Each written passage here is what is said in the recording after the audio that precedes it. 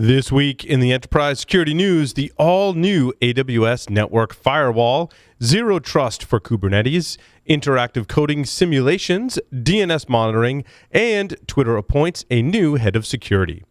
The latest acquisitions, of course, from Cisco, Acronis, Palo Alto Networks, and Flashpoint, and recent funding announcements from Unbound, Havoc Shield, Menlo Security, and Cato Networks. We then discuss how network detection helps fill the gaps with Steve Porcello from Gigamon and gain some insights into the future of OS Query with Ganesh and Julian Wayte from Uptycs. Stay tuned for all that and more on this episode of Enterprise Security Weekly. This is Security Weekly, for security professionals, by security professionals. Broadcasting live from G-Unit Studios in Rhode Island, it's the show where we talk security vendors and aren't afraid to name names. It's Enterprise Security Weekly.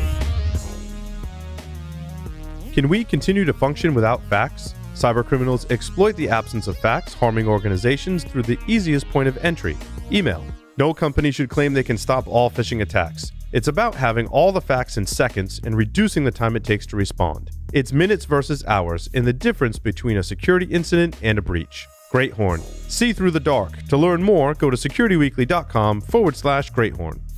CyberArray for Teams was built to help organizations stay ahead of today's evolving threat landscape and to meet today's most difficult security challenges. Fortune 500 companies like Amgen, Booz Allen Hamilton, Plexus, CVP, Fannie Mae, and Vizio, small businesses worldwide, and several branches of the U.S. military use CyberArray for Teams to close the skill gaps that put their organizations at risk and to equip their workforce with the skills to defeat their security adversaries. CyberArray for Teams. Problem solved. Visit cyberarray.it/solved to solve your training problems. Detecting and responding to threats in the cloud is harder than doing it on-prem. Even when you do have the visibility you need, legacy security workflows weren't designed for the speed and complexity of cloud environments. Cloud-native security solutions from ExtraHop are purpose-built to spot threats across the hybrid attack surface, provide detailed investigation steps, and help you automate response. Request your 30-day free trial at securityweekly.com/ExtraHop. Face it, your data is everywhere. No matter where your data lives or what tools you use, Imperva Data Security unifies compliance, security, and privacy needs for any data store while saving you time and money. Imperva finds threats before they become a compliance or security incident, and built-in automation empowers you to remediate quickly. Give your business confidence about what's happening with your data, where it's stored, and who's accessing it by learning more at securityweekly.com/Imperva. Welcome everyone to Enterprise Security Weekly, episode number 207 for November 18th, 2020. I am your host, Paul Asadorian, joined by Mr. Matt Alderman remotely. Buenos dias. Yes, nice to have you, Matt. Mr. Adrian Sanabria is here with us, who made an appearance recently on one of the other shows on the network, Security and Compliance Weekly, yesterday. Adrian, welcome. Buenas tardes. I was trolling in the audience yesterday for Security and Compliance Weekly. I saw that. I did see that. Keeping an eye on the crew, the Yahoos, as I would call them. That's it. The trolling in Discord just absolutely broke one of the hosts too. I said I was part of a trend, a trolling trend. Yes, very, very distracting. I didn't want to name names. Quick announcement before we get started, a couple of them. Would you like to have all of your favorite Security Weekly content at your fingertips, learn about upcoming webcasts and technical training, or wish you could just hang out with the Security Weekly crew and community and troll the hosts while shows are going on? You can visit securityweekly.com/subscribe. You can sign up for our mailing list, join our community Discord trolling server, and subscribe to all of the shows on the Security Weekly network. That's securityweekly.com/subscribe, such as Security and Compliance Weekly, Application Security Weekly, and so many more. We've also got upcoming webcasts and technical trainings where you can learn how to thwart attackers using deception with Ativo Networks. Learn how to build a risk-based vulnerability management program with Kenna Security. You can visit securityweekly.com/webcast to register for those, and visit securityweekly.com/on-demand for our previously recorded ones. On to the security news. Lots to talk about today. We've got product news, we've got acquisitions, and we've got funding, and we've got a lot in all three of those categories. Where do you guys want to start? It's a busy week. I mean, last week we went through a lot of news, but that was 2 weeks worth of news. This Correct. week it's like, holy cow. Yeah, there was. Especially today, like yesterday and today were really popular for releasing news. Yeah. Well, I mean, the Palo Alto acquisition hit right after the show last week. The acquisition to buy Expanse for $800 million. But it said that they hit were like right after SW. It said they were announcing intent. Yeah, what that usually means, Paul, is they've announced it. There's some closing stuff that has to happen. So they're as long as nothing major comes up, then the deal goes through. They're in the final stages, whereas it's not in the beginning stages. We're like, hey, we should buy you. And Expanse is like, that'd be awesome. They're like way past that, right? Oh, they're way like past waiting on signing final paperwork kind of thing. Yeah. This is formal. Yeah, there's just a process that they have to go through. It can be a month to 6 months to get to closing. Every now and then it doesn't go, but almost 100% of the time it does. Gotcha. Yeah. It's remember the Forescout acquisition by the private equity firm. Remember, it was on, then it was off, and then it was on again because they renegotiated the deal. That could happen, but it's highly unlikely. When you announce something like this and you announce an acquisition at $800 million, trust me, you're committed. Yeah. Both parties are committed to this deal because they put in a lot of money to get to that point. It's kind of like a marriage. They're likely not going to stand up one another at the altar. Correct. Right. But now it's interesting. Expanse was Cadium before, and very much an attack surface management company. They kind of went through a transformation. Former DOD, NSA, I believe, was one of the founders. I caught up with them because Cadium was once this like little tiny booth on the floor of Black Hat, like way in the back corner, and that's where I like to hang out when we used to have those shows. It feels like forever since we've done that, but and I caught it, and they were Cadium with a Q, and then they changed their name to Expanse, and then all I can think of was the Sci-Fi Network show, The Expanse. Exactly. A great sci-fi show. But apparently they've grown significantly since then because now they're going to get bought by Palo Alto likely for $800 million. Yeah, and Adrian, I haven't seen much traction or movement or consolidation in these external attack surface management companies. There's a number of them out there, right? You've got Digital Shadows, Risk IQ, BitSight, what's the one we did? We did a briefing. There's a bunch of them. We did a briefing with one of them. We did another briefing. Yeah, there's a couple of Israeli ones too. What was his? It was an awesome interview too at RSA this year. What was his name? What was the company? I don't remember. Oh yeah, Simulate. Thank you. Simulate. Yes. Yeah. Yeah. It's a really interesting category because it's one of those where.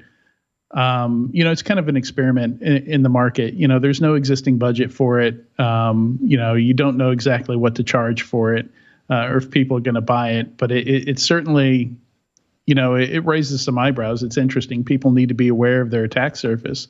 But I think, certainly starting with this exit, we're going to see a bunch more exits. And it is a product that makes more sense as part of a more holistic, watch your threats, keep track of your external threats. Well, yeah, because you have to do something with the data. I mean, depending on where you are on the maturity curve, you could have a company that has a product that's telling you all about these things you've got exposed out on the internet, assets maybe you didn't know about, maybe things that have been compromised like passwords, people that are cloning your site. But unless you've got a process and people and technology to deal with those findings, then it's kind of pointless to have attack surface management. However, I would put attack surface management ahead of a bunch of other initiatives in the organization. Once you are at that maturity level where I can actually have a team that can do something about it and a process, this is to me a much higher priority than the market has deemed it today. I think we're ready for some explosive growth because I think this ties into breach and attack simulation, which to me happens internally, or at least in your cloud assets, right? Not necessarily what's external. To me, you need both. And once you have processes to deal with the findings from both of those, I mean, this is a fantastic win for organizations today. And I think Palo Alto started to recognize that in this acquisition, right? Because it's going to go into Cortex. Well, remember, they had to get Cortex like integrated because, I mean, Cortex is a bunch of acquisitions over the past few years. So they needed some of these foundational elements in place, right? The ability to understand internal threats, deal with them, act on them with the SOAR platform. Now you bring in the external threat, correlate that with the internal threat, and now you have a way to action on that stuff. You see where Palo Alto is going with this acquisition. So, look, they're going to have to continue to innovate because there's stories later in here that talks about the death of the firewall market. And if I'm Palo Alto, I'm looking to replace that revenue as quickly as I can. That's a great point. Yeah. Yeah, with respect to the process, some of these companies, I don't know if Expanse does, they'll do some of that process for you. Like for example, they find that somebody set up a fake version of your page. They're trying to phish your users. They'll send the takedown requests and they'll try and do part of that for you. And I think that's just that's been a reaction to telling companies, oh, okay, here it is. There's a threat. You need to respond to it. And, just kind of crickets, okay, what do we do? Can you walk us through this? Yeah. To me, attack surface management and breach and attack simulation are two technologies you should adopt once you've got some of those fundamental building blocks in place. If you look at NIST CSF, right, developing your policies, defining procedures, and you've done your basic kind of stuff. We could even talk about the quadrants, my enchanting quadrants, right? You're collecting some telemetry from endpoints or the triad, right? Endpoints from the logs and from the network. And you've got something to deal with email phishing, whether how great or not great it is. You need something in place to deal with email phishing. I think like right on the heels of that is when I would start to tackle these other two, because they set you up, I think, for greatness as you build out the rest of your security program. And you're seeing some other movements along this lines of automation and actionability, right? So the Flashpoint acquisition, again, bringing in some of those workflow components, some of those SOAR-like components in this concept of no code. All right, it just means you're doing like grab this object, link it to that object to do some automation. But again, you're seeing that continual automation track going with some of these acquisitions. I thought the one from Cisco is interesting because, should we say rest in peace, Bonsai Cloud? Yeah, what was Bonsai Cloud? It sounds like a video game that like kids play on their iPhones or something. Well, it's Kubernetes based, and I think it's meant to go after the cloud native environment as Cisco's looking to move into that space. But we all know how most acquisitions at Cisco go down. So that's why I said, should we just say rest in peace, Bonsai Cloud? Oops. Is that still the case? I mean, look, Duo was a very successful acquisition. There's one that. But again, remember, Duo also kind of kept its brand and didn't really fall into the rest of the Cisco environment. They kept it separate, and I see them still doing very, very well, and I see them doing some innovative stuff. I mean, SourceFire integrated more tightly into the product line, but it's good stuff. With SourceFire, it was kind of different because they kind of turned over Cisco security to the management that came along with that acquisition. So those folks became kind of over the whole Cisco security brand, and kind of, with the idea of bringing it together, because Cisco didn't really have strong security messaging before SourceFire, and that was a big deal. That was $2.7 billion, and yeah, I think that was a smart move. Basically saying to the SourceFire folks, hey, why don't you just run Cisco security for a while, bring all this together, and give us a good story there. I didn't know that SourceFire was 2.7. I know Duo was 2.35. No, so they dropped some serious coin on security. It doesn't surprise me they turned over some of the management of that with that significant amount of investment.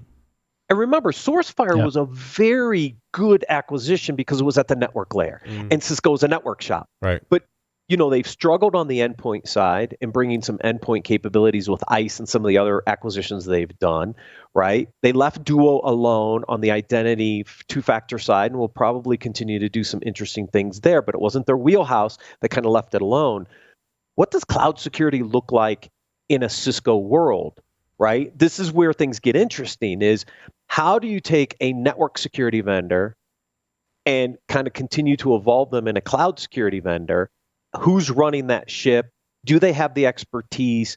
So again, I'd like to see how this works out, but the track record is not stellar. Yeah.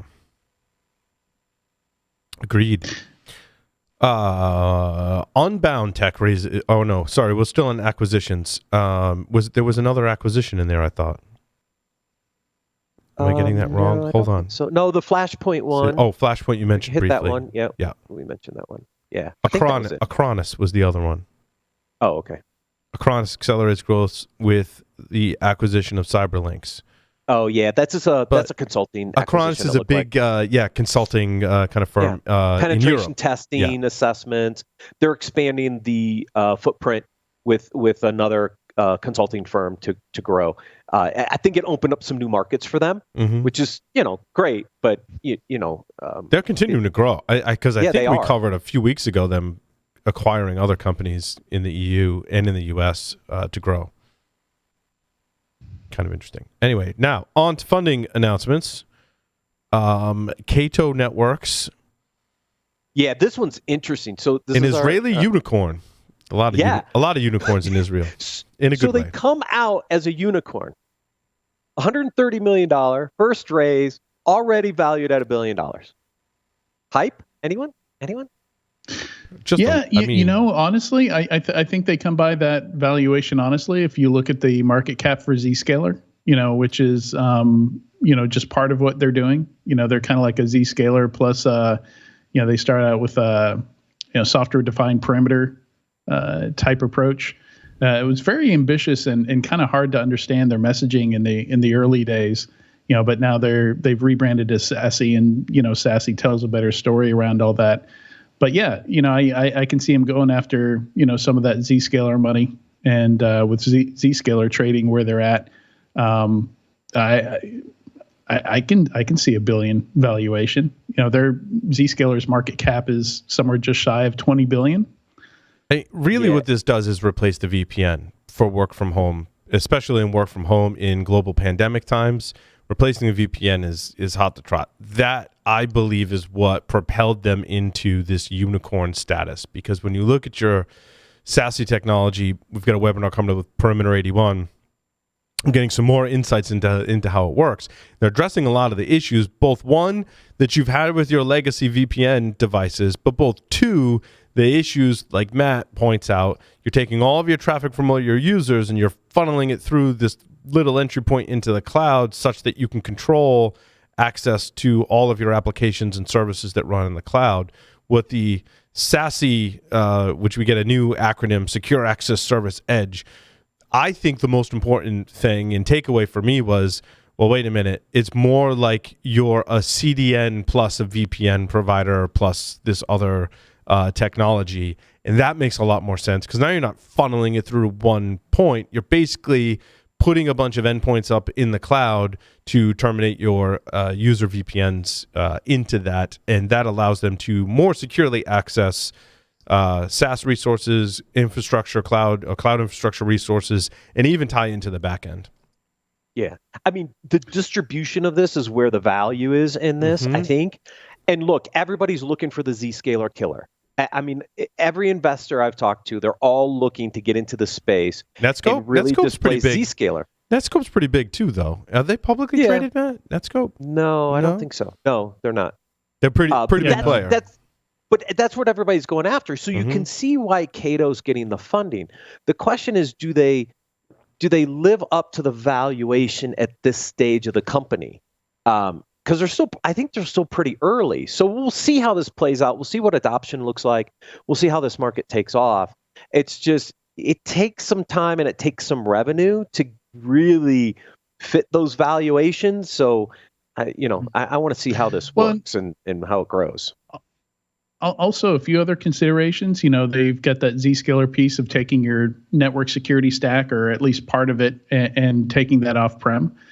So again, talking about Palo Alto and Cisco seeing the writing on the wall. Some of these traditional network firewalls and things like that going away. And also, this is, we've got Shlomo behind this, co-founder of Checkpoint and Imperva. He knows what he's doing here. He's got the right connections. He's built some pretty big public security companies in the past. So, you can't discount that. It's good stuff. True. Ooh, let's see. Menlo Security is getting $100 million in funding. And their valuation's at $800 million based off of that.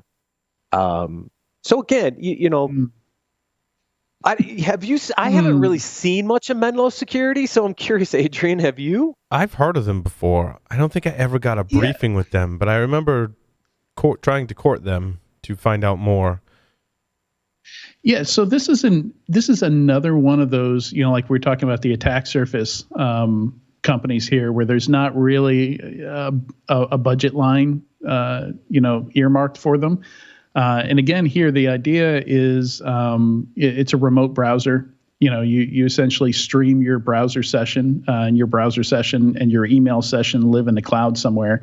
So you take those riskier apps where there's a higher likelihood of getting infected with malware, and you move them over into the cloud somewhere. And if something malicious is detected, they just blow away your browsing and email instance and restore it. And, no, everybody goes home happy.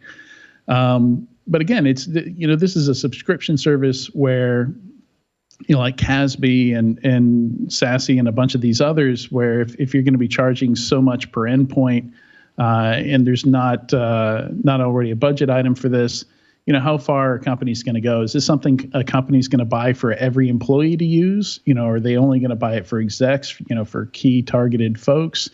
How are you going to deploy this? But yeah, it's tough to see an $800 million valuation on something like this, because it's kind of a niche thing. I could see certain industries wanting to use something like this. Like if you can't control the environment, if you've got I don't know, say remote nurses, that traveling doctors and nurses and things like that. They use their own hardware and stuff like that. Yeah, maybe get a license for this, and you don't have to worry about putting AV on their systems and all that. Or you don't have to worry as much. Secure web gateway, which gives you secure access to your CASB and your DLP. I have no idea what any of that means. And I mean, they could have outstanding solutions, right? But we're getting lost in, I think, some of the subtle differences or big differences between a lot of these companies when we talk about them compared to Zscaler, Menlo Security. We talked about Netscope, Perimeter 81. A much clearer picture, obviously, because we're doing a webcast tomorrow, actually, with Perimeter 81.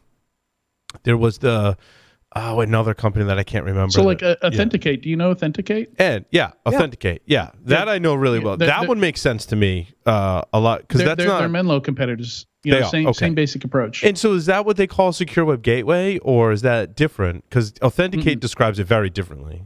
Very differently.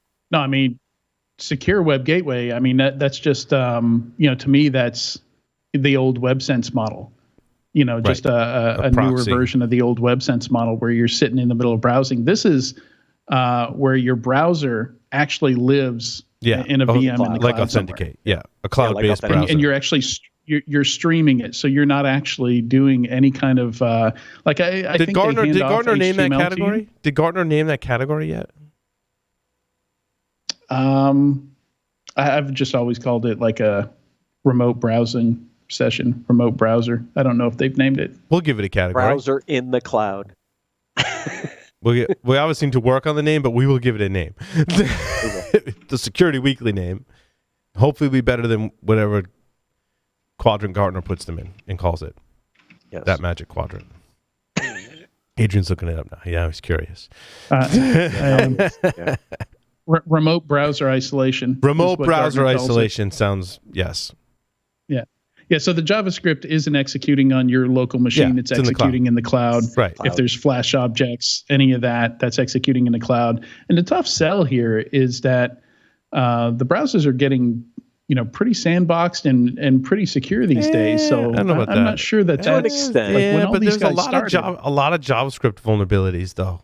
Yeah, and there's still a lot of browser vulnerabilities. We cover them on Application Security Weekly. And a lot of it is that JavaScript engine, which all 3 or 4 major browsers have different JavaScript engines, and it's problematic. It's problematic because you're basically parsing, right? Yeah, but are companies still getting popped by that on a regular basis? Because I remember like back in 2012, 2013, we were getting that's where all the malware came from. Yeah, I mean, CISA said it was Iran that did this phishing attack recently that used 2 Chrome 0-day exploits, which it's tough to say exactly which ones they were, but then Google fixed a whole bunch of JavaScript vulnerabilities, and then the U.S. indicted Russian GRU hackers, which I also believe were part of that phishing campaign, would be my guess. And so, yeah, I was actually, to your point, Adrian, I was actually surprised. Well, one, that they were using browser exploits, because typically you would try and get your payload to execute some other way without relying on an exploit. But the nice part about a 0-day exploit for a web browser is there's no patch for it yet. So there's a good likelihood and a good chance that if the exploit is coded correctly, that it's going to work in more and it depends on the vulnerability, right? Under what conditions and what platforms and such. But all Chrome browsers share the same, they call it V8 is the JavaScript engine. And if you can find a 0-day in that, then you can have a field day with Chrome. But anytime you mess with a browser, like that's dangerous territory. The browser is kind of sacred for productivity. Like all of a sudden printing gets weird if my browser session lives in the cloud. There's some finagling that you have to do to get that working right.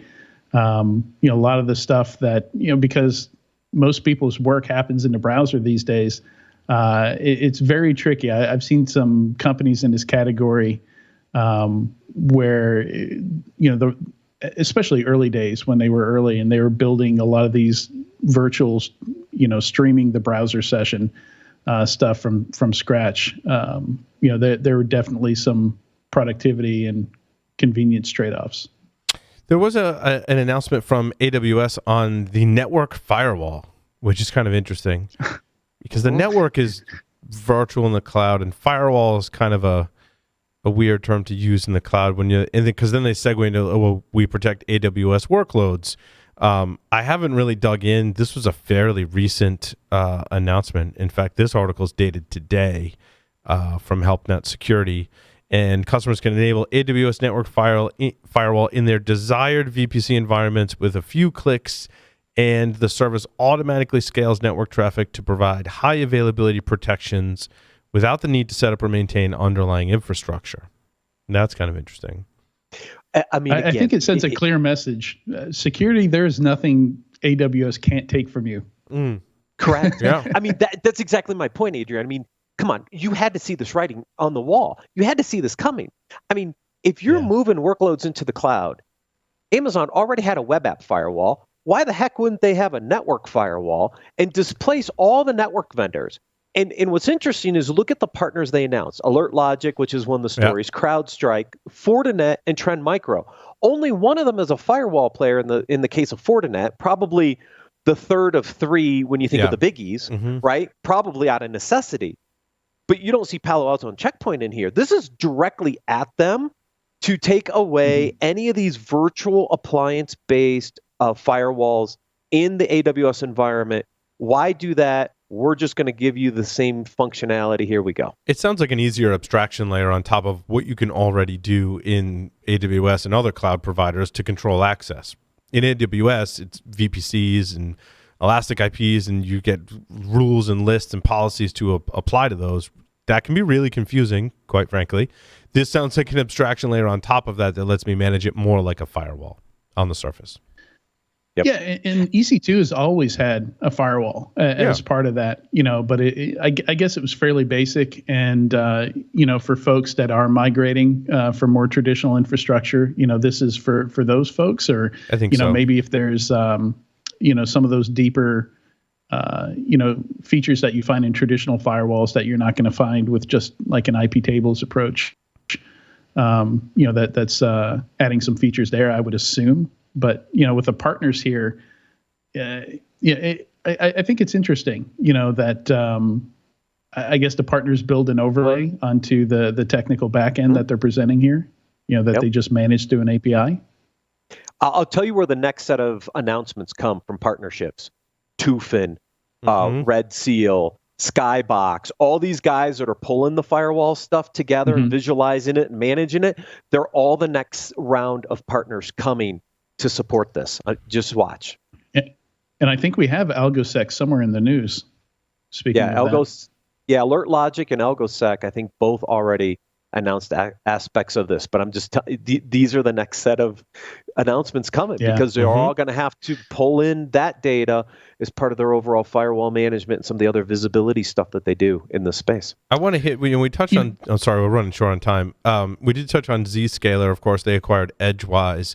What's interesting is I see other vendors applying that zero trust model to containers in a similar light, as it reminds me of when Edgewise would come on and demo what they can do, because it's not just about controlling the container per se, or controlling what goes in the container. While that's important, controlling the behavior and managing and monitoring the behavior of the container once it's in runtime, I think is really what Sysdig has the announcement in terms of being able to apply zero trust network security for Kubernetes. To me, that means I can define my Kubernetes policies or container policies, but when they get deployed to different environments, that could change. So therefore, you want to build that zero trust or control plane inside the container and say, no, this container cannot talk to the internet, even though when you deployed it to GCP, whereas before it was AWS, it still can't talk to the internet because the policy I put on that container says it can only talk to the database or whatever it is. And that's just one example of what I think Sysdig is probably referring to when they talk about zero trust. I believe is what Zscaler acquired. Similar technology with Edgewise. Edgewise goes a lot deeper in terms of what scripts and binaries can do, and that could be a component in other platforms as well. The other announcement was, and we talked about it last week on Paul Security Weekly, is Qualys has similar functionality, largely from Matt, the Layered Insight acquisition, and they fully rolled that out and integrated that into the Qualys suite, which is pretty sweet, actually. I caught up with Sumed and Padri, and it was exactly what when I was asking them, like, how does it work? It was exactly that. It was, I can put controls around my containers. Doesn't matter how they're orchestrated. Doesn't matter how they're run. My example, Matt, to your point, was take a container and go run it with -- privileged. As a developer, that might fall out of my control. That falls on an operations engineer somewhere. Right. Yeah, and it's not only that, it's where it runs. It doesn't matter, right? See, if the controls are with the container, then you're not linked to the underlying infrastructure. And so Sysdig had to improve, they call it the audit tap. I'm not exactly sure how that works. Might be a sidecar or something. I'm not quite sure what the audit tap functionality is. But you have to disconnect yourself from the underlying infrastructure in the container security space to provide zero trust, because you have to move with the container. And if the container can run anywhere, including Fargate, well, I can't have a kernel module sitting there to do this. So you're seeing that innovation really start to pick up, and now you have policies moving with the container, not linked to the underlying infrastructure. Love it. It's good stuff because it hits a couple stories. Maybe one more. Then we have to end the segment. Oh, yeah, that's a good one to end on. Twitter has appointed Mudge, a.k.a. Peter Zakto. I guess it's the all the way around. Peter Zakto, a.k.a. Mud. When we say Mudge, people know who we're talking about. Mudge has appeared on the show in the past. Before he was at Twitter, of course, he's held several different positions. I think this is a direct result of Twitter's poor security practices that led to the data breach where Twitter accounts were affected. There was some social engineering and access to internal management consoles that was reportedly happening during that breach. And they brought Mudge on, I think, to fix some of those issues. Now, I thought they also hired a CISO, but it says Mudge is head of security. Yeah. So does he report to the new CISO? Because I'm pretty sure Twitter has a new CISO. They announced a few weeks back. Yeah, was that Jack someone before? Was there CISO? I don't remember now. But Jack Dorsey is... No, Dorsey's he's the CEO. He's the CEO of Twitter, yes. Yeah, but I'm pretty sure they hired... Yeah. Rinky Sethi. Mm-hmm. She's the CISO. They hired her a few weeks back. Mm-hmm. So Mudge must report into her taking up head of security, whatever that means, but probably rolls up under her because she was announced back at the end of September. So interesting. Back. Yeah. So they're acquiring some talent to staff out their security team at high levels. Right. Episode 438 of PSW is my interview with Mudge. With that, we will take a short break. Stick around. Steve Porcello from Gigamon is coming up next.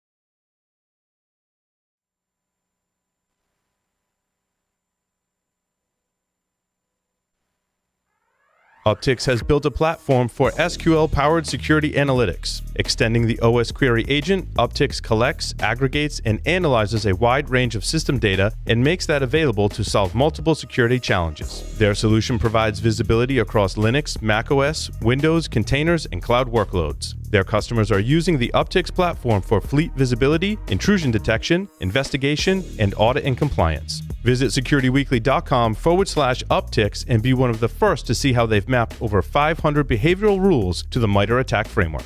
You want to get the right things done for your security program. Sounds simple, but what are the right things for you? What does done mean? And how are you going to get there? Rapid7 realizes more than anyone how hard this can be. While Rapid7's Insight platform offers you industry-leading vulnerability management and detection and response solutions, their focus is on understanding where you are so that they can help you get where you're going. Visit securityweekly.com/Rapid7 to get started.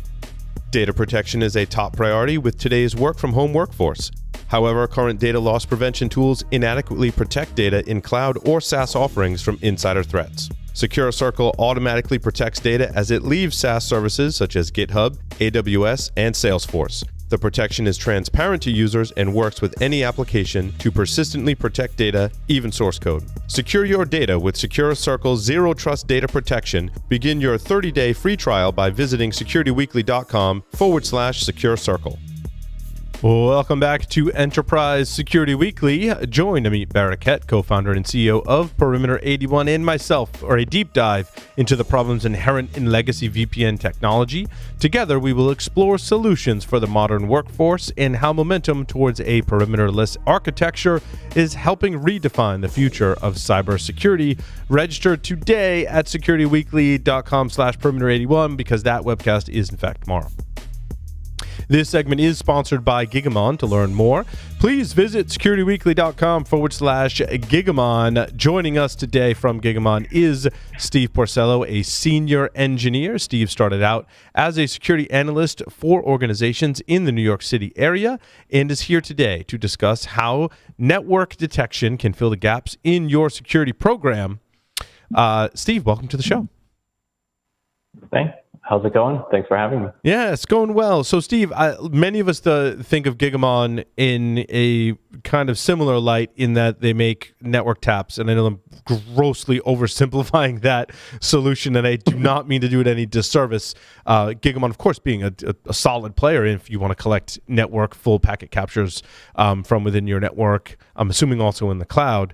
But Steve, you could describe the history of how now Gigamon is playing more in the security space than ever before. Yeah, sure. So that's really what Gigamon is known for, the packet brokering, aggregation, and then doing some smarts with that traffic before shipping it off to a tool. And yeah, there is cloud capability and visibility there as well. However, about 2.5 years ago now, Gigamon made an acquisition of a company called Iceberg. And so Iceberg was really a true security play in the network security monitoring, which has really kind of turned into the network detection and response category of a security solution. And so, the acquisition there was really to try and get more into the security field. And also, it was a perfect marriage, right? So Gigamon does all of this aggregation of traffic extremely well and ships it off to security tools. And when, I came over with the acquisition at Iceberg, when we would talk to customers about how are they currently getting traffic into their tools or how do they want to get traffic into Iceberg, Gigamon almost always came up. And so I would always make recommendations. And so, when they were looking to acquire a security-based company, it was just a match made in heaven. And so that's kind of where we're at today. We've evolved the product beyond kind of that network security monitoring into more of like a network detection and response where, we're looking at not just metadata, but also payload analysis and then incorporating some of the machine learning capabilities that are, top of mind when it comes to different types of threat detection today. So, Steve, how do customers today get their detection engines deployed? Because I feel like there was a lot of disjointed efforts, and I know the answer to this, and it makes me excited because it's really geeky and nerdy. But like before, you'd have the tap, and that tap would have to send data maybe to something else that would aggregate it, and then that would have to send it off to something else that would do the security analysis that would report up to a separate console from what the network team was looking at, and there was all these different points where your data kind of traveled through. In this model today, now that Iceberg and Gigamon are combined forces, the detection engines actually run inside the Gigamon hardware. Is that correct? Yeah, it is. And so, again, after the acquisition, Iceberg got rebranded as Threat Insight. And so today, Threat Insight is actually built into the Gigamon hardware. So there's these modules or cards, if you will. They're called smart cards. And you basically plug them into a Gigamon chassis. And so customers that have already bought Gigamon, HC1s, for example, they've already put time and effort into deploying these. Rather than having to deploy another standalone appliance, they can actually just plug in one of these smart cards into that chassis, and it will act as a threat insight sensor for them. So the deployment has really been simplified. It's been integrated. And like you said, rather than having to go through multiple steps, you're aggregating at one point, and now you're also inspecting the traffic all at one point. And that's been a huge value add for a lot of our customers. Matt? Yeah, so that's what I was going to ask, right? Because when you think about detecting at that point, if you have multiple appliances in place, then how do you aggregate the detections to look at them more holistically? I get the value of doing detection as close to the point as possible because that speeds some up. Where others may shuffle that data off somewhere and then do the detections, I could see that. But then how do you aggregate across all those individual appliances to centralize all those detections? Yeah, so Threat Insight is a SaaS-based product. And so, what we try to do is we try to aggregate traffic into a single location as best as possible. But then most of the smarts actually do run up in the cloud. So the sensor itself is basically just extracting the metadata, the payloads that we're looking out of that traffic. And then we're going to be sending that off into our cloud-based backend, which is, we call it the Insight Data Warehouse. And so, ultimately, this is where all the data is stored and normalized, but then all of our really smarts happen up there in terms of detection capabilities. So we have some customers, they're global. They may have several different Gigamon chassis deployed at different data centers across the world. And then, they'll have either standalone sensors or integrated sensors into those chassis. But ultimately, all of that data is going to a single backend where then we can normalize it, timestamp normalization, timestamp standardization, which is notorious for, headaches for a lot of security folks trying to figure out, if this event happened right now, what time is it if it happened, in APAC or what's the time conversion? And so when it comes down to detection and triage, now you have all this event data normalized for you. That's all in a single location in the cloud. And the detection engines you speak of, Steve, are based on some of it's based on open source technologies, correct? Correct. So the metadata, it's a Bro or Zeek now, depending on what you want to call it. Some people are still diehard Bro fans. So ultimately, the metadata engine is a Bro or Zeek, and we've kind of customized a lot of the scripts that run in it in order for us to extract the information that we really need. We have a research team, a dedicated research team called ATR, Applied Threat Research. And, they really help dictate what is the data that's going to be most useful for detection. And so the two main engines that run on the sensor is the Bro or Zeek engine. And then there's also a Suricata engine that runs on there as well. And ultimately, when ATR tells our engineering team, we might want to consider adding this sort of information into a Bro script, or we might want to work on this particular Suricata signature. It's all based off of its usefulness from like a security aspect, but we are essentially utilizing open source technologies that we have kind of, taken a few steps further and customizing them for performance, but then also for security reasons as well. And with the shift to the cloud today, what options do I have to be able to do that network packet capture in various cloud providers? Yeah, so Gigamon also has capabilities to, tap and aggregate in the cloud just like it can in the physical world. So we can deploy what's known as V-Series, basically any cloud we can deploy into, and aggregate all of that to a single location. We can do all of the same smarts that we can in the physical world. So like deduplication. If we're collecting traffic from host A and host B, and we're seeing that same traffic laterally from host A to host B, we may collect that traffic twice depending on where it has been aggregated from. And so being able to deduplicate that traffic does a few different things for us. One, it can cut down on cost. So when we ship it to a tool, we're not going to have to pay for that additional throughput utilization. But then two, it makes our tool a lot more useful and from a performance standpoint. And so ultimately in the cloud, it's the same thing. When we see lots of different, and I'll use AWS as an example, we have several different accounts or different VPCs within multiple accounts. We have various different shared resources between VPCs, and we may accidentally or maybe on purpose collect the same traffic twice, but in the cloud, that can be magnified or multiplied depending on what the workloads look like, right? So what we try to do is deduplicate as much of that traffic, and typically we'll see like a 25% or somewhere in that range reduction of traffic, simply because we see that same packet happening multiple times.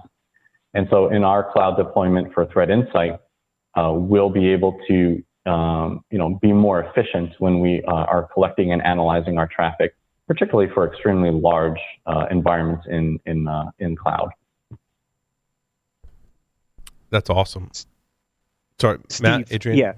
Yeah. Steve, so we've talked a lot about Paul's Enchanted Quadrants, network, log, endpoint, threat data, and we're seeing this interesting kind of trend emerge. We've got endpoint detection and response. We have threat detection and response. We have network detection response. Then we have our traditional SIM platforms that also have built a bunch of response capabilities. So when you think about the R in network detection and response, what do you do versus what needs to be aggregated and done by a kind of a more holistic R response approach? I'm curious where you make those decisions and balances about what things do you do as Gigamon at the network layer? What things go to a more integrated, maybe kind of SIM solution with SOAR kind of attached to it? Walk me through those response capabilities. Yeah, so I'd say the first and foremost thing with response is triage. So you might get a detection, but if you can't effectively triage that detection, then you're kind of stuck and you don't know what type of action you're supposed to take, right? So with Threat Insight, one of the things that we tried to do when we built the solution was from really the ground up. Everybody at Iceberg was a former security analyst. And so we thought about, if I got a detection, what are the things that I need to know and understand, like the who, what, where. I think David Bianco he has a blog post out there. It's a few years old now, but it's really like, what are the questions that you're supposed to ask during triage? And that was kind of where we focused when we built in some of the enrichment information into the product to answer those questions upfront during triage. And I think that's part of response, and that's something that sometimes gets overlooked, is being able to effectively understand, okay, this device triggered our detection, but one, what type of device is it? Where is it located? Who are the users that are logging into the device? What is the host name? Do we have any passive DNS records telling us that information? Do we have any DHCP logs? Have we ever seen detections from this device previously? And what software have we seen from the network communicating from this device? So we try to answer all of those questions with our enrichment during triage. And then the second step to that, like you said, is through some sort of action to be taken. Typically, customers that we see or that we work with will typically integrate with something like you said, a SIM or an orchestration platform of SOAR. And ultimately, the reason that we're seeing that integration happening is because there are other solutions like an EDR or maybe a mail solution that is inspecting mail. And we want to do some correlation with another system before we actually take an action. And so that's why, even though there are some response capabilities that can typically happen within the point solution itself, we're seeing more and more a trend of folks trying to do a unified solution, unified response. So in that orchestration platform, they'll build a playbook, and the playbook will pull in data from their EDR and their NDR and any other solution that they want. And then based off of the information that's been correlated together, then they can take a response, whether it's through a network access control, maybe isolating the host or creating a new firewall rule, or if it reaches out to their EDR solution to take an action on a file or quarantine a host, whatever it may be. There's a little more control, and there's a lot more, again, enrichment and context when you're actually taking that action now. Yeah, makes perfect sense. I mean, there is value in being able to provide some basic functions from a response action perspective. But again, context across the rest of the environment still matters. for most advanced SOC teams anyways, right? I mean, they want to understand and correlate all that data across. That's why I was curious how far Gigamon went versus how, what that integration path looks like for customers. Yep. And so, yeah, exactly. Most of our customers are at that level where they're trying to do that cross correlation between other systems. And yeah, it's been interesting to see how customers have, since the beginning of Iceberg until now, how they've kind of evolved, and how the market has really evolved, and where we're seeing some of the benefits essentially from doing something like doing a lot of that response in an orchestration platform. And so, we never tell customers that we will replace a SIM or even an orchestration platform. We don't replace EDR. We're complementary to them, honestly. And it's about visibility when you're going to take a response based on a threat detection. Paul wouldn't have 4 quadrants if they were all one solution. And Steve, there is very much a security focus to this. As you said, the Iceberg team are very heavily security focused. What are some of the things that they're contributing to in developing in terms of rules, specifically MITRE ATT&CK framework? Also, one of the big complaints I hear is, I can't collect all the DNS traffic because there's just too much of it. I would turn to your solution to get that, because Gigamon's great at aggregating and collecting traffic, and you've got a great security team that likely understands the importance of having visibility into your DNS traffic. Yeah, for sure. And so, I mentioned the applied threat research team. Their main focus is on building the detection capabilities within Threat Insight. And so they do put a focus on using the MITRE ATT&CK framework as kind of a starting point, and looking at the different stages of an attack, and how can we, from the network perspective, actually detect C2 communication or discovery or lateral movement or data exfiltration, whatever it may be. They kind of break each tactic down, and then take a look at the techniques and sub-techniques, and really try to determine, is there a way that we can detect this from the network, or is there not? Because MITRE ATT&CK is great, but there is a heavy focus on really techniques from the endpoint, where you need the visibility on the endpoint. And so where we can, from a network perspective, that's where we employ a lot of our detection and our detection engineering from ATR. But from the visibility, like you said, with DNS logs, I remember when I was an analyst, one of the things I wanted to do was collect all of our DNS logs into our SIM. And I remember somebody looking at me and saying, yeah, that's not going to be possible, because you're basically going to exceed the license on our SIM. And so, something like an NDR solution is designed for that, right? Its backend is purpose-built to be collecting every DNS request that's happened, whether it's a DNS request to your internal Active Directory server, or whether it's a DNS request out to Google's Quad 8, or if it's a DNS request going up to Russia, some server that's being hosted up in Russia, or some country outside of the United States, and something that we weren't expecting, essentially. Having that visibility and knowing about that is really key. And then having the visibility allows you to be able to effectively build better detection capabilities. Yeah, I never liked it when solutions were like, well, you can't collect that because it'll cost too much, or it exceeds our license. It's like, well, shouldn't we collect everything and then worry about it later? Because if I don't collect everything, I'm going to miss stuff, and I might miss an attack or miss the opportunity to do incident response and forensics.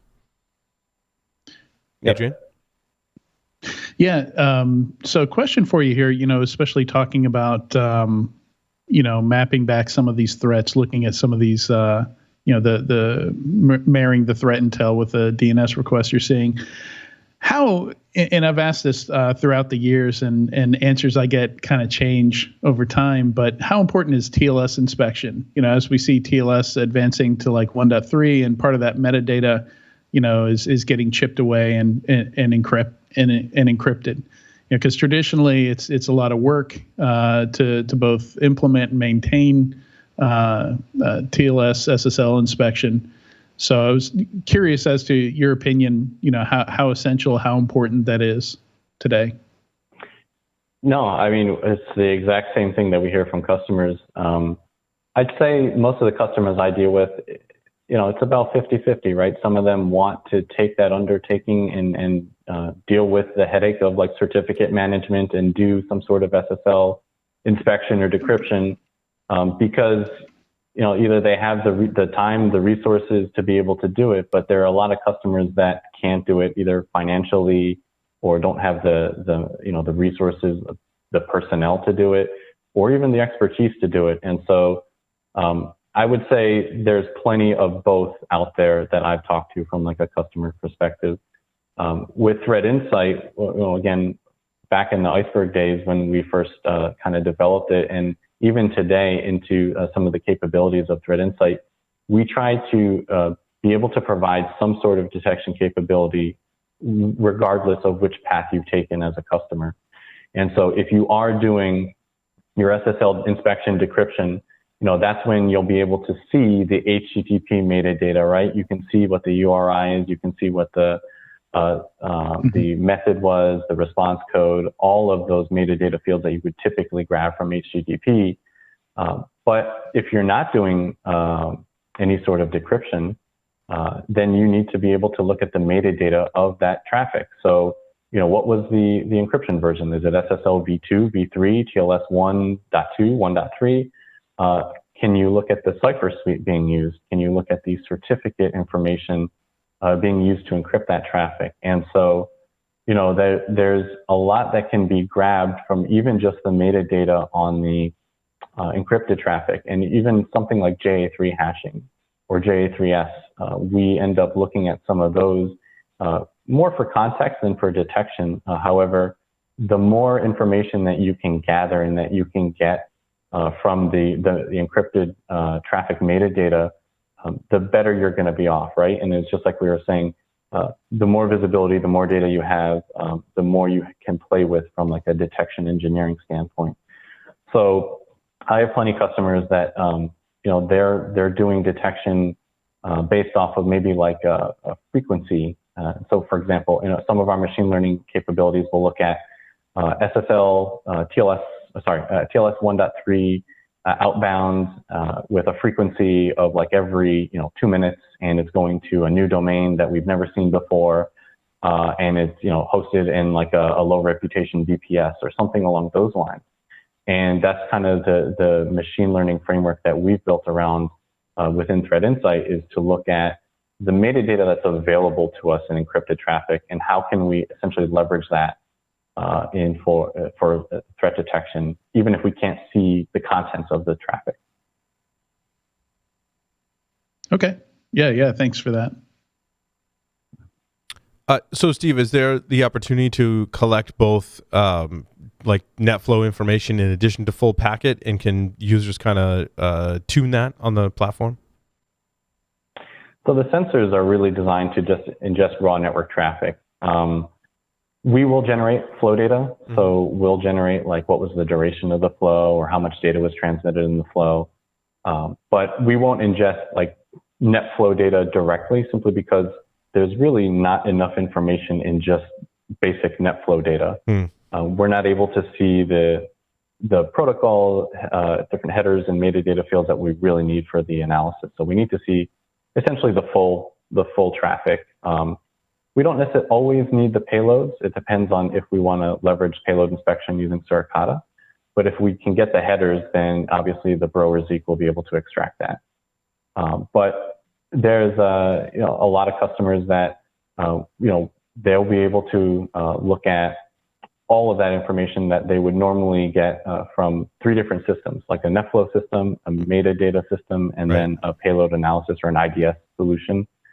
It's kind of all rolled up into one sensor, and then it's giving you all that visibility on top of it. So while there's not as much customization in terms of being able to ingest NetFlow data, it's almost not useful for us anyway. We want to see the full traffic, and we want to be able to extract all the information out of that traffic that we need. Awesome. Adrian, final question. As an analyst, though, can I go back and look at that full packet capture data? Do you capture it just for when you alert on something, or is there an option to have everything all the time, full packet? So it doesn't do full packet capturing. The the majority of questions that most analysts will ask can be answered using metadata. So I want to see what traffic was between host A and host B, 20 days ago, for example. You can typically answer most of your questions using just the metadata. When you can't answer those questions using the metadata, we have a targeted packet capture capabilities. So you can deploy essentially a Berkeley packet filter that will be invoked, and it's basically like a TCP dump on the sensor. It'll capture specifically what it is that you want to look at and throw into a PCAP file, and then you'll be able to look at that. It's reactionary, and so this is something that you would have to set before you're able to actually get the PCAP files.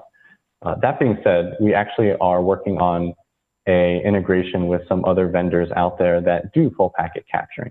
Our value prop isn't really in the full packet capturing, but through an integration, we can show you all the metadata and then pivot into that other solution that's doing the full packet capturing.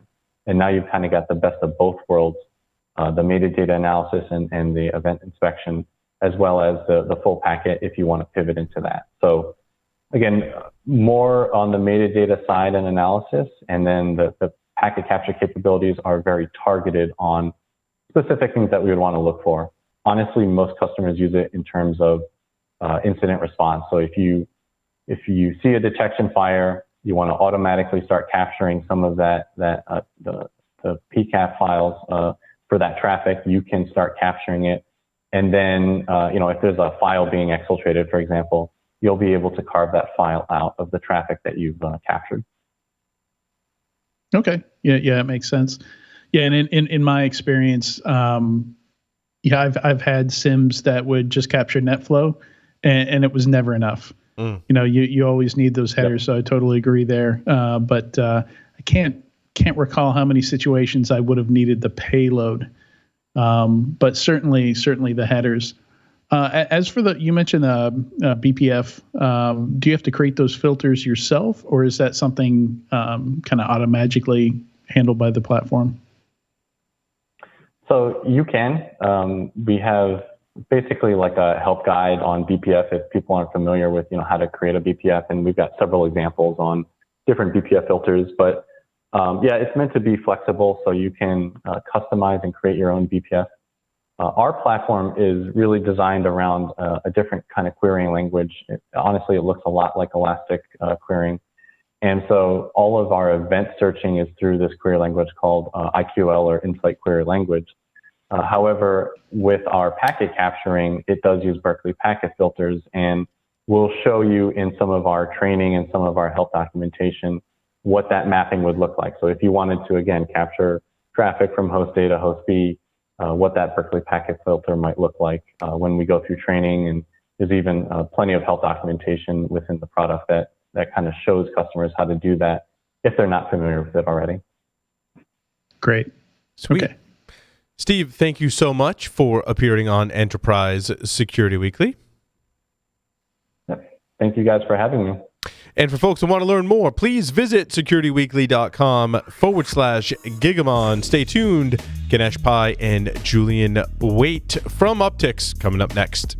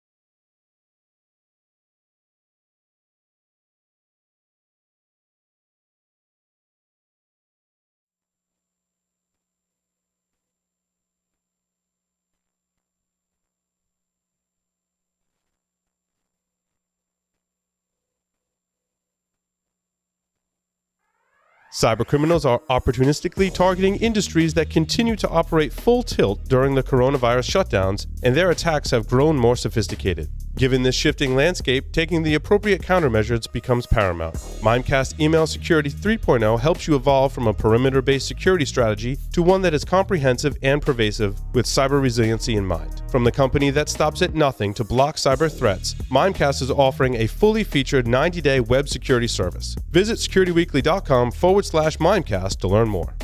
Today's networks are changing fast, and employees, devices, and infrastructures are more distributed than ever. Gigamon Threat Insight is a cloud-native, high-velocity network detection and response solution that's purpose-built to enable you to get in front of this transformation. Learn more at securityweekly.com/Gigamon.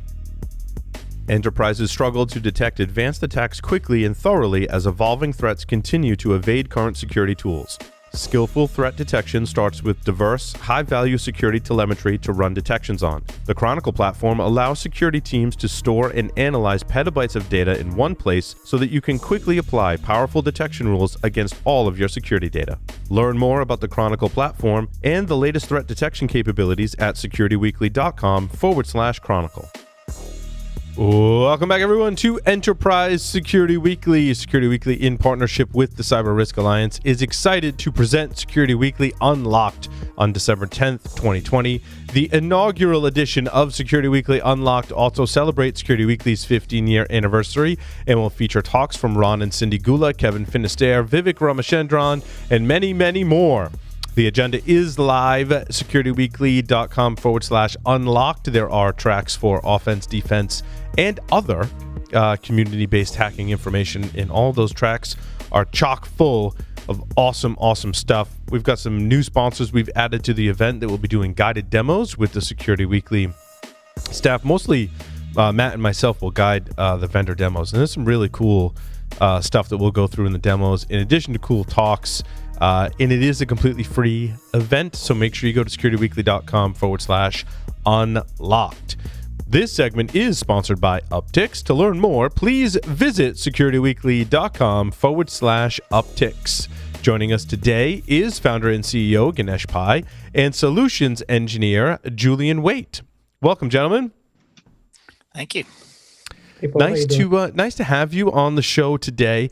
I would like to start with a little history on the company and also the kind of the state of OS Query.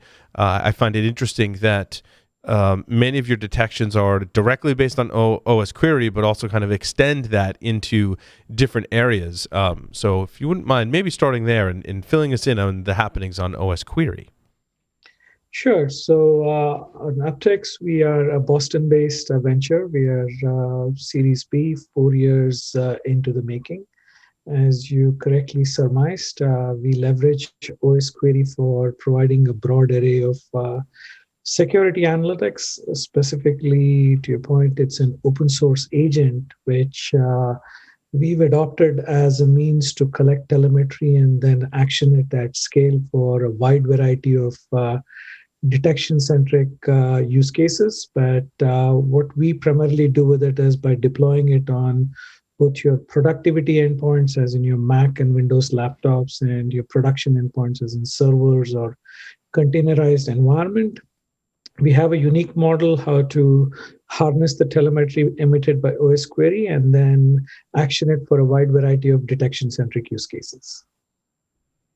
Fantastic. And OS Query supported on Mac, Windows, and Linux, correct?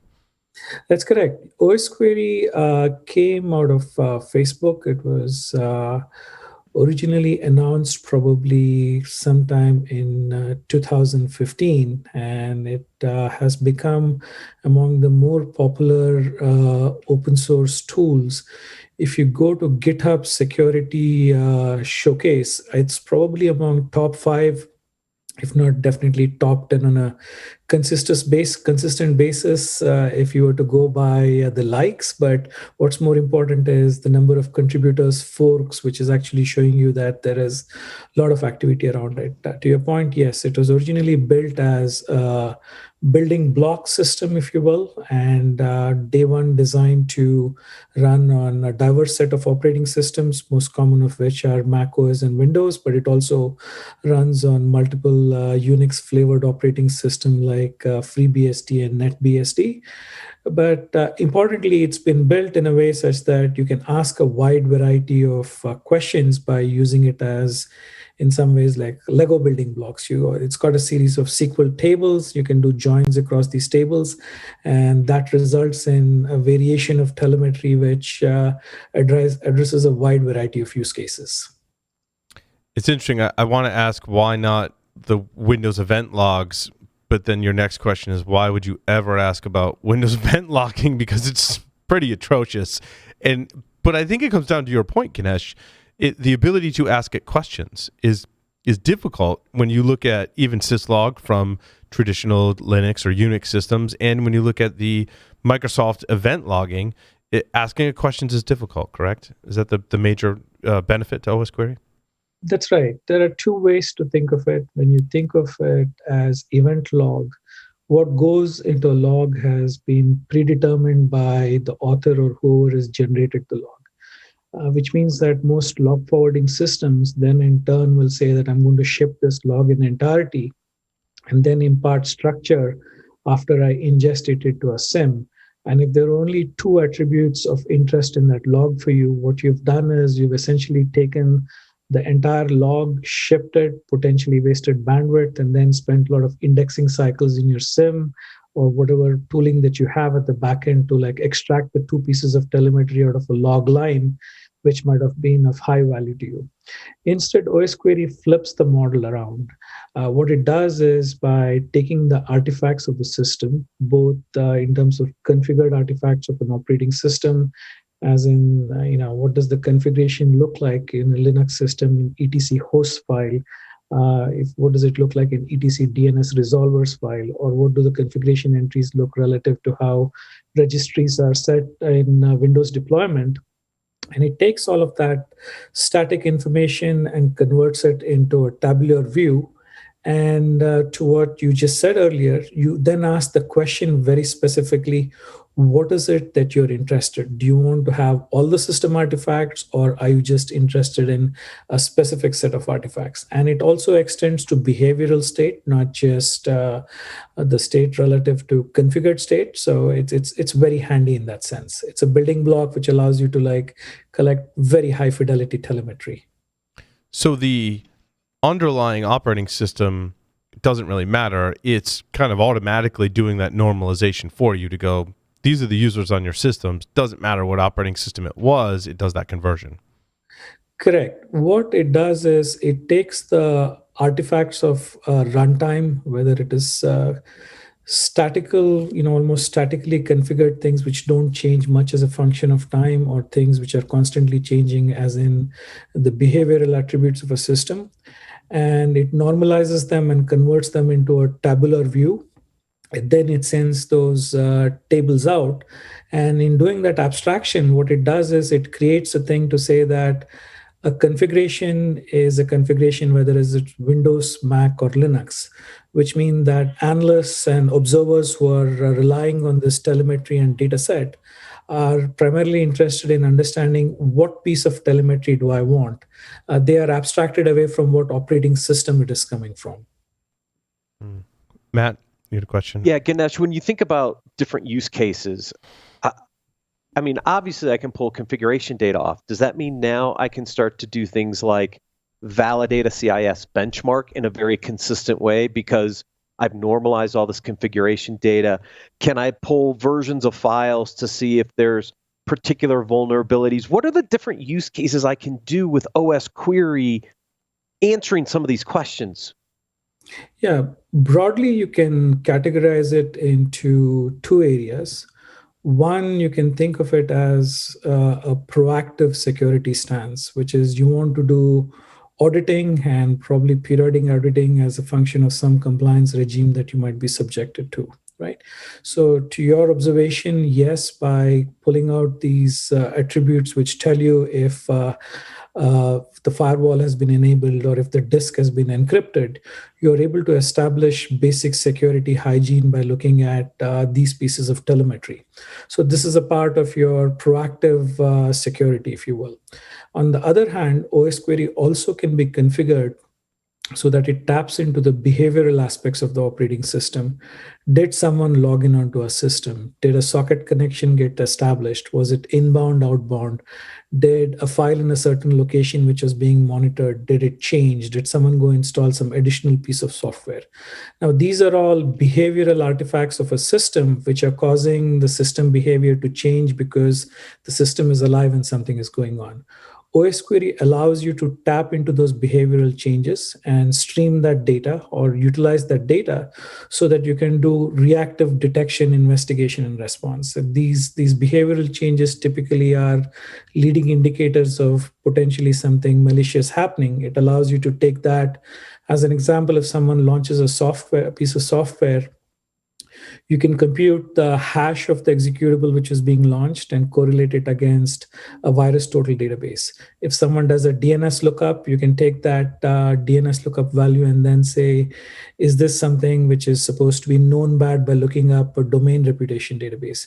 If a connection gets established to an IP address which belongs to a well-known command and control center type thing based on an IP reputation database, you'd be able to correlate that as well. So point is that it allows you to do both reactive as well as proactive security, if you will.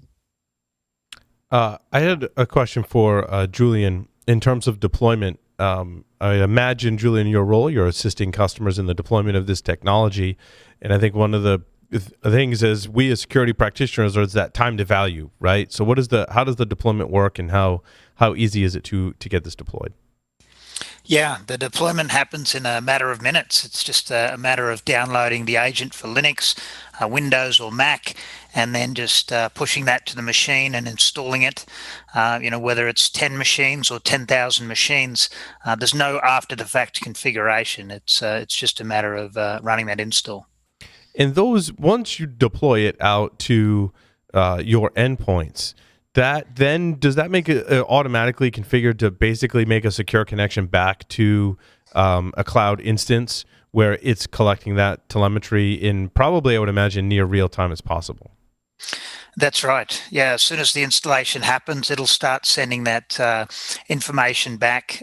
Typically, over a 24-hour period, we're staggering the collection of all of the appropriate information, whether it's configuration information that we're collecting every hour, or whether it's every process that's running or network connection that we're capturing, every second. That's how it works. And that's key. I mean, you go back to kind of where I started the conversation. What I've heard is where it falls down and gets difficult is when you're doing things like Sysmon or Windows Event Logging. That's just one platform. Then you got to worry about the other operating systems. Collecting all that data locally is not terribly difficult, but now everyone's working remote. Of course, we had remote workers before as well. Getting all that securely to a point into the cloud is difficult if you don't have something like an OS query agent from Uptycs. Yeah, absolutely. Not only does the Uptycs agent allow you to collect that data in a standard fashion from all the different operating systems, but it allows you to build the detection rules in a standard manner so that if you're looking for certain processes that are run and that are maybe not supposed to spawn other processes, like a Word document is spawning a command line, then you can build those detection rules in a standard manner across Mac, Windows, and Linux as well. Mm. And is the software inventory also accessible as well? Does it report back a software inventory? Is that a configurable thing? Absolutely. Yeah, it comes out of the box, so you can see all the programs that are installed on Windows or all the apps that are on your Mac, all the packages that are on your Linux machines or inside of your containers. Mm. Oh, interesting. That means you can do vuln detection. Woo! Once I have inventory, right? I can do some NVD lookups. That's exactly right, Matt. That is a pretty important use case. It seems very trivial in hindsight, but the beauty of the approach is that quickly, within a matter of seconds, once you deploy the agent to your observation, you can have all information about the asset, all the packages which have been deployed. And then once you have it in some kind of a correlation engine at the back, to your point, you can start correlating it against NVDB. It's basic hygiene, but the return on that correlation is very high value. Yeah. I mean, you just think of instant response to a phishing attack. You want to ask the questions of who clicked that link, who resolved that domain, who has this running process, and things of that nature, and who maybe has that vulnerable software that was part of this attack. That's absolutely right. So in many of our customer engagements, what we notice is that people quickly come to a conclusion that OS query has high intrinsic value in terms of the fidelity of the telemetry. The ability to action that telemetry seems quite obvious when you look at the data, just like how we are conversing right now. But in practice, when you have to deploy this across 1,000 machines or 10,000 machines and start harnessing that telemetry in a meaningful way and start doing analytics, that's where some of the challenges come into play. And that's where Uptycs fits into the equation, if you will. Now, you mentioned containers as well. Do I include the OS query agent in my container builds, and then it's part of all of my running containers that I'm deploying? Yeah, so OS query originally was deployed to run at an operating system level. Which is to say that if you take the current version of OS query in the initial release, and Uptycs was very fortunate to be in a position to contribute API bridge that we built between Docker runtime and OS query. And a couple years ago, our submissions enabled OS query to get visibility into Docker runtime. Which is to say that by default, OS query is meant only at an operating system level. It didn't have visibility into what's going on inside the containers. As a phase 2, as a next step towards this, OS query has been augmented using various instrumentation techniques in an operating system, like looking at audit interfaces and by using what's called as eBPF to get visibility into containerized deployment, which are orchestrated through Kubernetes and other mechanisms. Which is to say that when OS query gets deployed in the context of what is called as a daemon set, OS query now has the ability to get a peek into like what's really happening inside the container. And if the container is Docker, CRIO, or LXC, it has the ability to ask a series of questions through introspection of the operating system interface and then find out what's actually happening inside the containers to give you full visibility. That's really cool. And this also, go ahead, Adrian. Sorry, question. Yeah. So, Ganesh, you mentioned the challenge of scaling. Installing this on a lot of endpoints. Yes, say an environment with a couple thousand endpoints and your default rule set. How much? What can you expect to see in terms of alerts and things like that? And I guess how easy is it to tune those, to create your own alerts? What does that process look like? Yeah, so we've built a pipeline-oriented approach. What we do is we use OS query. OS query can be configured in a couple of different ways. One, it can be configured to periodically ask questions. Second, it can be configured to capture events which are being emitted by the operating system. And then you can make a decision whether you want to write it to a log or if you want to stream it to a backend. In our deployments, we keep OS query behavior performant. As soon as the telemetry is captured, we send it to our backend over a TLS connection. When the data arrives, this is where Uptycs starts transforming the data so that it's usable. One way for you to conceptualize what we do is that while the telemetry is in flight, we subject it to a bunch of different rules. And these rules essentially then tell us whether there's any noteworthy signals while the data is in flight. And we try to do this as an example for the couple thousand endpoints that you said. It might be like billions of data point per day, because if it's a busy system, every socket being established, every process being launched, every file being changed could potentially be monitored. Now, by itself, these pieces of telemetry may not be noteworthy. The approach that we've come up with is that subjecting them to rules which are based on the MITRE standard, we generate what's called as signals. And then we do correlations of signals which are tied to like a specific process or tied to a host in a window of time. And then say, do all these things line up well together? And then we say it's a noteworthy detection. So where we fit into the transformation process is telemetry by subjecting to a series of rules is effectively actioned to say that, is this a noteworthy detection? And then for our customers and clientele, what we try to do is present the standards using approach such as MITRE ATTCK detection, right? So that gives them the comfort that OS query telemetry has been mapped to a well-established standard for doing detections, if you will. Ganesh, how does this extend out into the cloud where we may not have the luxury of installing OS query, but we still want that same level of telemetry? So there are two parts. Cloud, so that I can share some perspective, I can view it from two different perspectives. One is your virtual machine or a containerized deployment where your actual runtime of software is running. The second part is where exactly is this running? Is this running as a managed container service, or is it running in the context of a cloud service provider like AWS, Azure, or GCP? Where OS query fits into the picture is that it has to be a part of the actual runtime. Now, at Uptycs, what we've come up with is very similar to OS query. We've come up with other abstractions of query where we correlate what's running inside the machine given the opportunity, or we try to collect as much data as we can from the cloud provider interfaces so that you can do the correlation. If you do not have the ability to get into the operating system runtime, you have the challenges that your visibility will be limited otherwise. Mm. Yeah, so that's the struggle today, right? And probably where Matt's going is I've got some stuff that's on-premise. I've got some stuff that's infrastructure as a service. I'm orchestrating some of my own containers, but I also want to go run my containers in things like maybe Docker Enterprise or Fargate or in Azure.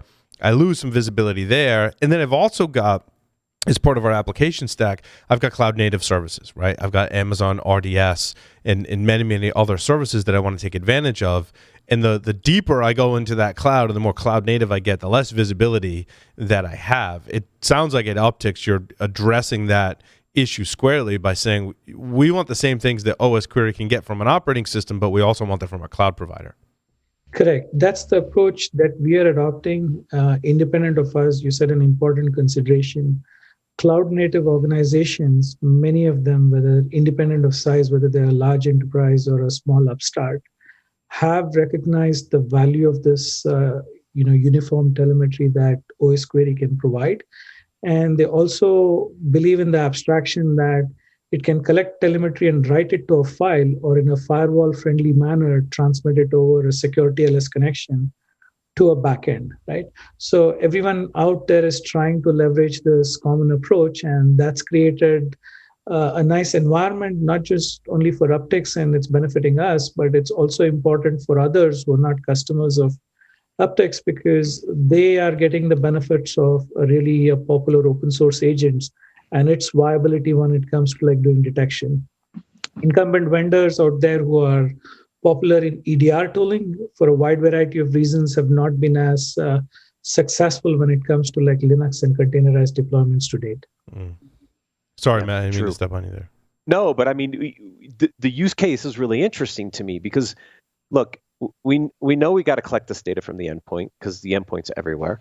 But when you can also correlate that with cloud configuration, the container environment, Kubernetes, now you start to get a broader picture of what's actually going on. And to your point, certain EDR solutions have their strengths in certain areas, but when they've tried to move their technologies into containers or into cloud native, there's limitations because you're stuck to the OS. As you extract that out, I think what you guys have done in the extraction model, but keeping the format the same, gives you the benefit of the OS query format, but you don't necessarily need the OS query agent to collect it all. And that creates some really interesting centralization from a, how do I normalize and query all this data in a very consistent way? Correct, Matt. That's, if I were to say it, I'm a little bit biased, but a very astute observation. The reason I say that is that similar to OS Query, we've, at the venture, made a decision that all telemetry that we ingest as far as possible from the source will be abstracted in a tabular way such that you can pull the pieces of information relevant to your organization's security needs, both for reactive as well as for proactive security.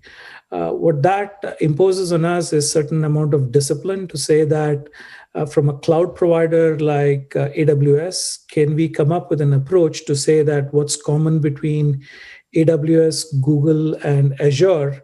And at the end of the day, you might realize that just like an operating system, these cloud providers have config data, they have CloudTrail activity, and they have flow logs. These are the three abstractions similar to the tables in OS Query, and there is potential to create a telemetry ingestion system which models very much similar to OS Query, but it deals with the operating system as though it's like a cloud entity, right? Think of AWS, GCP, and Azure as being the three different cloud operating systems which are providing these pieces of telemetry. It enables you to do the same model. Yeah, and the discipline is always the hard part. So I commend you for it, because it's easy to take shortcuts, but if you do it right, then you get the power out of that standard format. And I think that's, hats off to you and the Uptycs team for thinking through that, because that provides a value outside of just the OS query agent. That's right. We've been quite fortunate that, of course, it's been some of our ideation to extend this notion to cloud providers and potentially other SaaS services. But it's the customer's interest in this high fidelity tabular telemetry, because what they're placing their bets on is that the fidelity of the telemetry is of high value. Uptycs might be potentially the leader right now in terms of extracting insights from these telemetries, but what gives them the comfort that the fidelity is high enough that tomorrow as their own organization grows, or if they have their own expertise, they'd be able to do the correlation themselves, right? So that abstraction into a tabular view and using SQL inspires confidence in people. When we say it's SQL part, it's not that we have an expectation that suddenly an analyst or an engineer is needed to draw conclusions. It's just that if you're not able to figure out something today, the insights are all right there. You don't need magic. You just simply need SQL awareness to pull it out if need be. Fantastic. Adrian. Yeah. So question about you mentioned obviously OS Query is open source. What is the relationship like there? Do you often give back to the open source some of the stuff, additional stuff that you're developing here? Yeah, we have made a conscious choice to do a fair bit of submissions, and not in all cases do our interests and our customers' interests necessarily align with the stakeholders in the open source community. Where practical, we've made good submissions. As an example, the HTTP 2.0 speedy protocol introduction, so that you can do a lot more transactions between OS Query and a backend, is what Uptycs provided support for. We introduced Docker tables. And then we introduced other elements such as doing a download of an OS Query agent to the next version. Now, some of the users in the community made a decision that they use Chef Puppet to push images out, and the auto updater based on OS Query itself was not of value, right? So these are reasons which are quite pragmatic and understandable as to why the community might make certain decisions. And we try to do our best within those constraints that what the community's interest is. But more often than not, if there are key things, we try to contribute. As an example, we certainly recent past made a submission to get OS Query to be compatible and up to speed with macOS Big Sur. That's still a conversation going on with the community, and hopefully the submissions will be accepted. But that's how we typically collaborate with the community. Fantastic. Yeah, and just as a follow-up, I think it's very cool, expanding beyond just host OS platforms.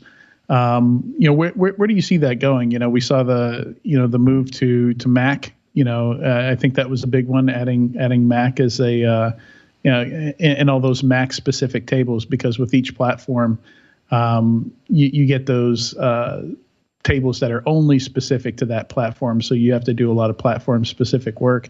Now with things like containers and cloud, do you see any other platforms coming in the future, or is that pretty much like all the major platforms and you'll just focus on those? So the notion of a query can be extended to beyond an operating system. As applied to OS query, and as the name implies, it's OS's operating system query. And it's been ported to multiple flavors of Windows because it's built on the Win32 system. The community, especially under Facebook's guidance, because they were the primary owners up until 2019, some time frame before it was handed over to the Linux Software Foundation. Facebook did a tremendous job to ensure that it gets broad breadth of coverage across many operating systems, and they contributed a significant portion of the tables. Since then, a wide variety of organizations have added support, and it's at that point now where it's fairly stable.